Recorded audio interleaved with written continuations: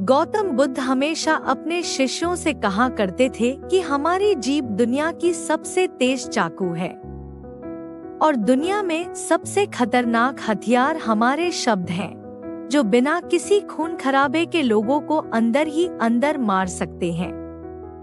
हमारे शब्द हमारी ताकत है, लेकिन यह कमजोरी भी हो सकती है अगर हमें नहीं पता कि कब, कहां और कितना बोलना है।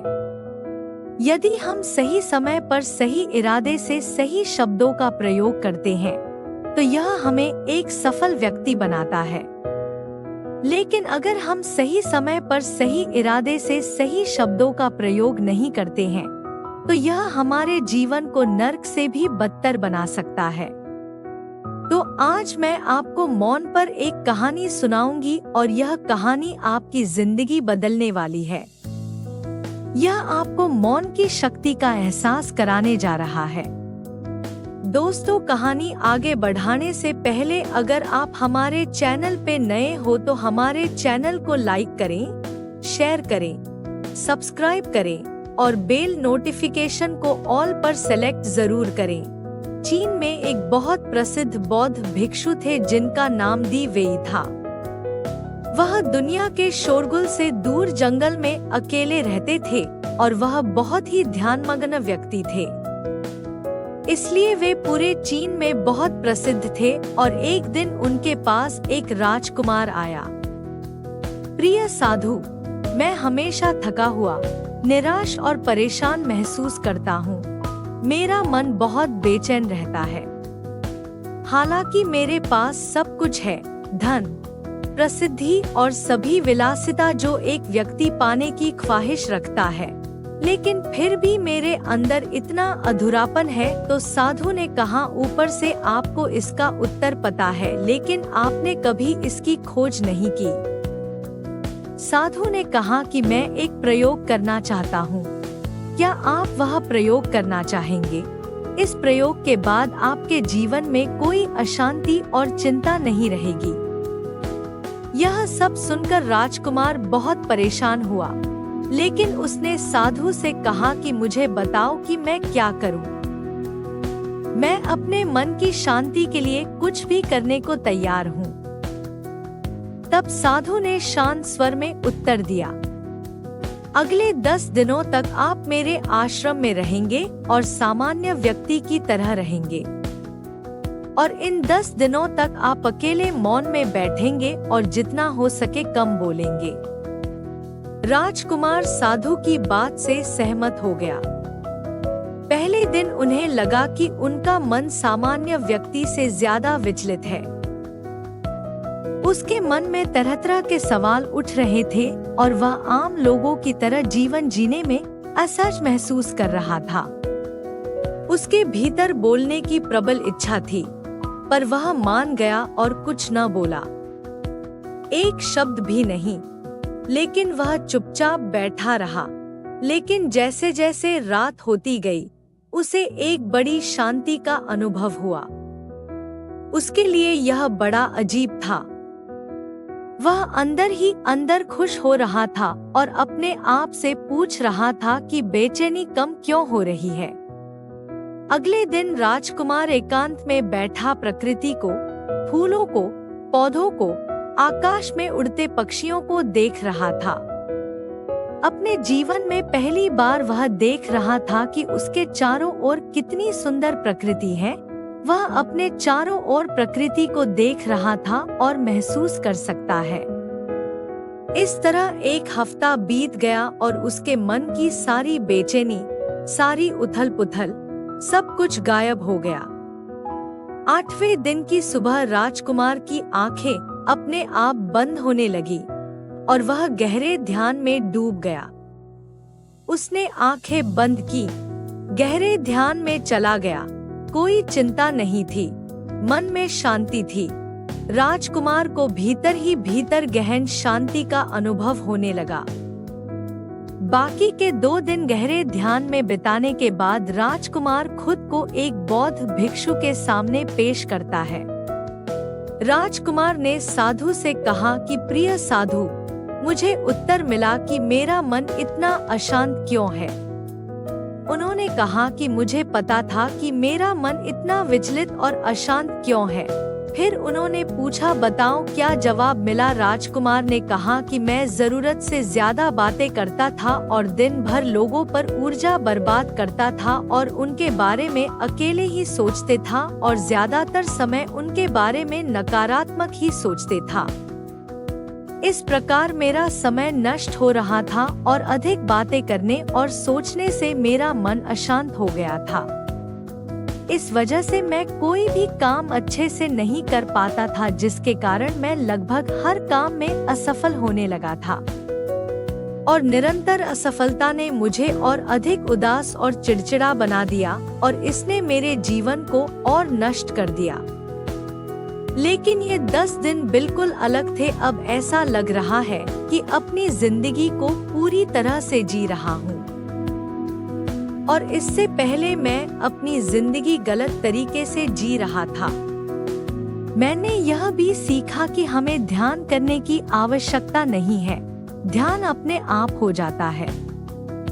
ध्यान में मैंने पहली बात यह सीखी कि किसी के जीवन में सबसे महत्वपूर्ण घटना स्वयं को जानना है। बौद्ध भिक्षु ने कहा कि आप ही नहीं, दुनिया में ज्यादातर लोग जरूरत से ज्यादा बोलते हैं। आज भी ज्यादातर लोग एक दूसरे को नीचा दिखाने के लिए ही बोलते हैं और आज भी लोग ज्यादा बातें करते हैं और अपना जीवन बर्बाद करते हैं। साधु ने राजकुमार को मौन रहने का महत्व समझाया और कहा कि एक बार शिष्य गौतम बुद्ध से पूछते हैं कि प्रिय बुद्ध, आप अधिकांश समय मौन क्यों रहते हैं? बुद्ध ने मौन रहकर कहा, मैं गहराई में मौन रहता हूँ। मौन स्वयं को जानने की पहली सीढ़ी है। स्वयं को जानने की पहली सीढ़ी मौन है। जितना जरूरी हो उतना ही बोलें और आप यहाँ पाएंगे कि 90% बोलना हानिकारक होता है। नहीं बोलते तो अच्छा था। 90% मुश्किलें कम हो जाएंगी अगर लोग थोड़ा सा चुप हो जाएं, झगड़े कम हो जाएं, अशांति कम हो जाए। अगर हम चुप रहना सीख जाएं तो दुनिया में बहुत सारी मुसीबतें सिर्फ ना बोलने से खत्म हो जाती हैं। दूसरों की उपस्थिति बेचैनी पैदा करती है। पहले अपने साथ मौन धारण करो, फिर अपनी ऊर्जा को मोड में आने दो, मन को घर आने दो। जब आप दूसरों की उपस्थिति से उबते हैं और परेशान हो जाते हैं तो उचित है कि आप अपनी आंखें बंद कर लें और अपने आप में खो जाएं। तुम वहां से भी ताजगी पाओगे क्योंकि तुम्हारे जीवन का स्रोत वहीं छिपा है। वह किसी और में नहीं है, लेकिन तुम्हारी जड़ें तुम्हारी जैसी हैं। आखिर कौन तुम्हें अपने भीतर ले जाएगा? यदि कोई न हो तो मुझे स्वयं ही भीतर जाना होगा। इसलिए अपने भीतर जाओ। वही परम राजा है, वही जीवन का स्रोत है, वहीं से आनंद का जन्म होता है, वहीं से तुम मृत्यु में डूबोगे, वही तुम्हारा सूर्य उदय होगा, वह फिर अस्त होगा।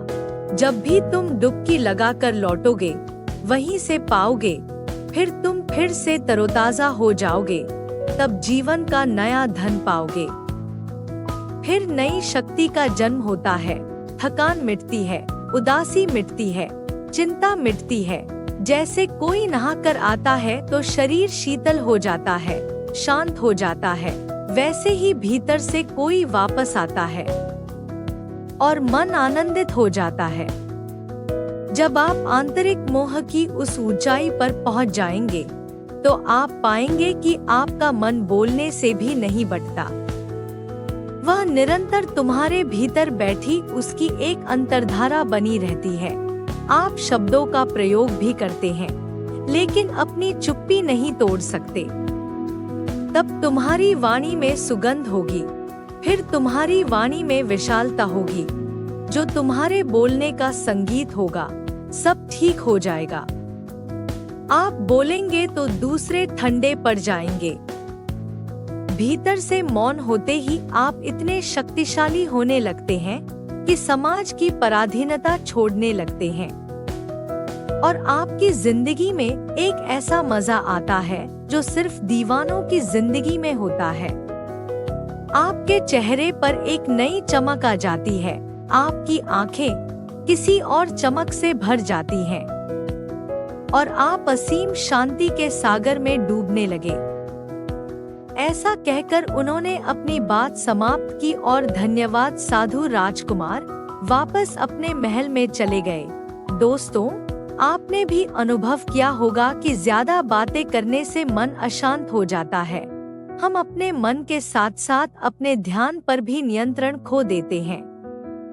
जो लोग बहुत अधिक बातें करते हैं, उनमें किसी एक कार्य पर ध्यान केंद्रित करने की क्षमता नहीं होती है। इसलिए वे अपने किसी भी लक्ष्य पर पूरी तरह से केंद्रित नहीं होते हैं। हम जीवन की सच्चाई को नहीं समझ पाते हैं और न ही कभी मनचाही सफलता प्राप्त कर पाते हैं। लोग जो कहते हैं उसे सुनते हैं और विश्वास करते हैं और उनके विचारों के बारे में उनका मन बेचैन रहता है। शोर से भरा हुआ अशांत मन वाला व्यक्ति जीवन में किसी भी कार्य में सफल नहीं हो पाता, क्योंकि उसका किसी भी कार्य में मन नहीं लगता। अगर कोई व्यक्ति जानता है कि उसे कब, कहां और क्या कहना है, तो वह वास्तव में बहुत बुद्धिमान है। और ऐसा व्यक्ति जहां भी जाता है आकर्षण का केंद्र बन जाता है और जो कुछ भी करता है उसमें सफल हो जाता है। यदि हम महान व्यक्ति के व्यक्तित्व को देखें तो पता चलेगा कि वह कम बोलते हैं और कम से कम शब्दों में अपनी बात समाप्त करते हैं। वह बोलने से पहले गहराई से सोचता है कि उसे क्या कहना है। लेकिन जो लोग अधिक बोलते हैं वे भी कई बार झूठ बोलते हैं और अपनी बातों से दूसरों के दिमाग पर कचरा डालते रहते हैं। वह अधिकतर दूसरों की बुराई ही करता रहता है, इसलिए उसके अपने भी उससे बचने और उससे दूर रहने की कोशिश करते हैं। हमारे भारतीय उपनिषदों में कहा गया है कि हमारे वचन ही वास्तविक धर्म हो सकते हैं। मौन से धैर्य आता है, धैर्य से ध्यान आता है और ध्यान से व्यक्ति अपने जीवन के प्रति जागरूक हो जाता है। इसलिए अगर हम ज्यादा बात करते हैं तो हम उस चुप्पी को खो देते हैं जो मन की शांति का पहला स्थान है। दोस्तों, आज से हम भी मौन का अभ्यास करते हैं। हम कम से कम शब्दों में अपनी बात समाप्त करने का प्रयास करेंगे और यदि संभव हो तो प्रतिदिन कम से कम 30 मिनट एकांत में शांत बैठने का प्रयास करेंगे और मेरे पास पूर्ण विश्वास हम सब में एक सकारात्मक बदलाव अवश्य आएगा। इसी के साथ हम इस पोस्ट को समाप्त करते हैं। कहानी पसंद आने पर कमेंट बॉक्स में नमो बुद्धदाय जरूर लिखें। धन्यवाद।